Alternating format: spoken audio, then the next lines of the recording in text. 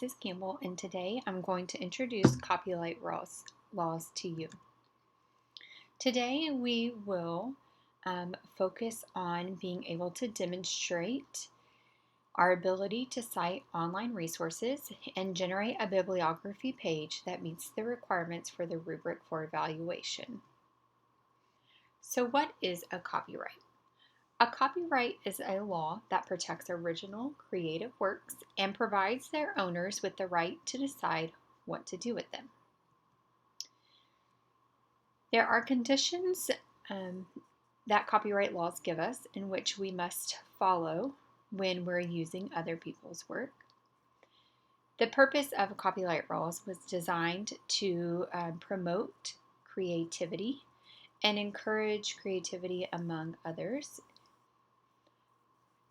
It also provides compensation for authors, singers, and artists that will allow them to be paid for their work.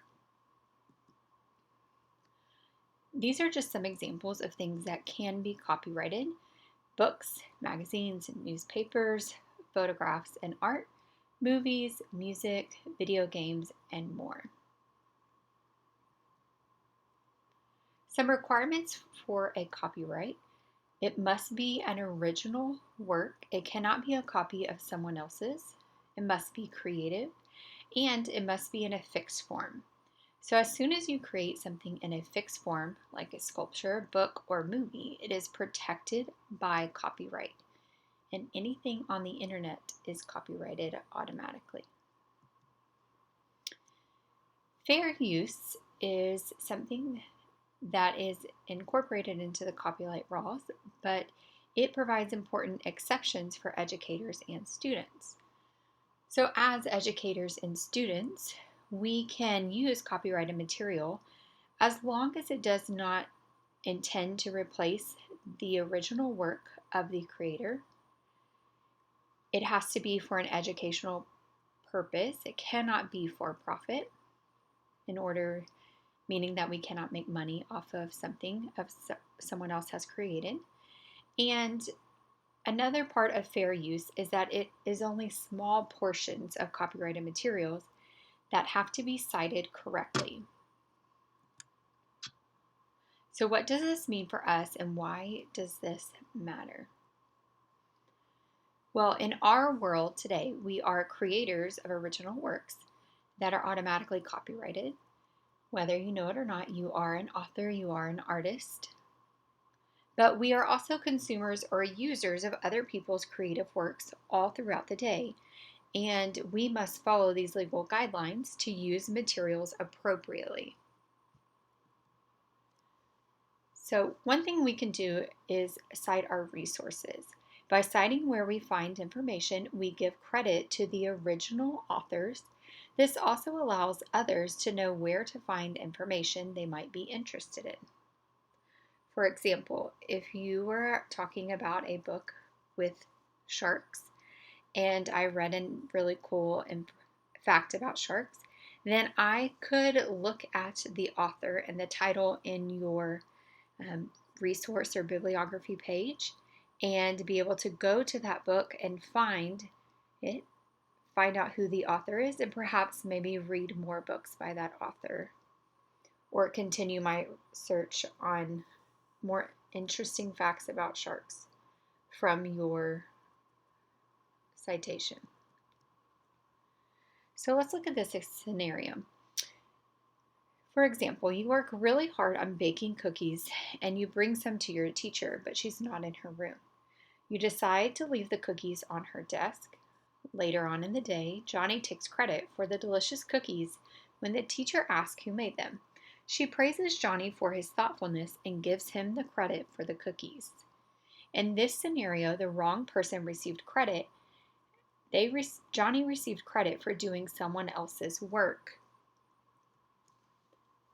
When we give credit, we must think about all different types of people. Writers, researchers, artists, and more all work hard, and it's up to us not to steal anyone else's hard work. Even if the person is not around, you might never meet the author, but it's still important to give them credit. even if they're only taking words, it's important that we give them credit because they were not our original words, but they were someone else's. So when we create a citation or we want to cite our resources where we found the information, there are several things we have to include. One would be the author's name. So typically it's in the last name, comma, and then we write their first initial. You can see the example Doe, comma, J, period. We have to give the resource, so we state the title of the resource, whether it's a book, a website, a magazine. It could also be things like photographs. Okay, wherever we find this information, we have to make sure that we state the title of it, the publication date. You want to include the year the information was published, and then the website. So if you are using online information, you want to make sure that you state the website specifically. So as we are using our district resources and we're in Destiny Discover looking for information using these nonfiction resources that we have, for example, World Book Kids, they make it a little easier for us by providing us with tools that help us create the citation. So if you notice here, I searched Articles of Confederation, and I can see it's giving me information about what the Articles of Confederation are. But in the top right-hand corner, there is a little gear looking thing that says Tools. So if you click that first, it's going to bring up a list of all of the other tools and options that you have. We're specifically going to look at citations. So you would click Citations, and then they do all the work for you by providing you with some different formats of citations. For our purposes, we're going to look at the MLA format of citations. So you can see it states the title of the article, where the resource was found, the year that it was published, the website, and the date that it was accessed on. So we would want to copy that information and include it when we use information or facts about the Articles of Confederation from this website. If we go to PebbleGo next, it has a similar setup. Here we're looking and reading about gravity. At the bottom in the purple bar, you have a button with quotations that says Cite. When you click that, it'll bring up the different formats of citation. You find MLA, and then you can copy it and paste it into your bibliography page to give credit to the authors and creators of this information. For Britannica School Elementary, same thing. Once you find the topic that you're interested in and you're reading and researching about, on the right-hand side, there's a list of tools. You will click the one that has the checkbox with the check mark inside of it. If you just hover your mouse over it, it will say Cite.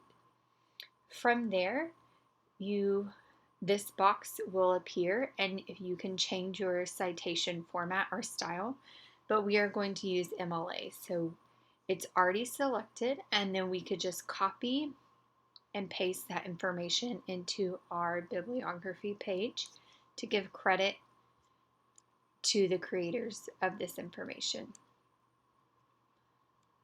So when we create a bibliography, we will copy and paste the information from the online resource into either the last page of your research paper. Perhaps you're making a Google slide presentation.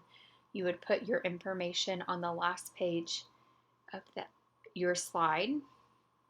Then within your list of resources, you want to make sure that you organize them alphabetically, so starting with letter A all the way to Z based on the author's last name.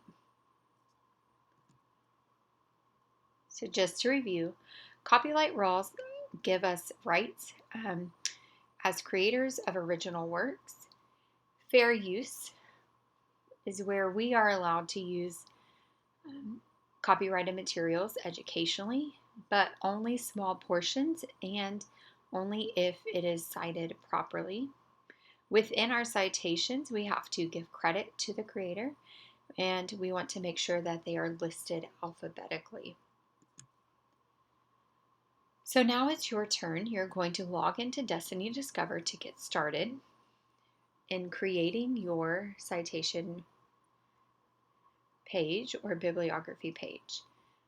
I'm going to hand you the Bibliography Challenge, in which you will look for those resources in the online databases and create a mini bibliography page using copy and paste and thinking about placing them in alphabetical order so that you can give credit to the original creators.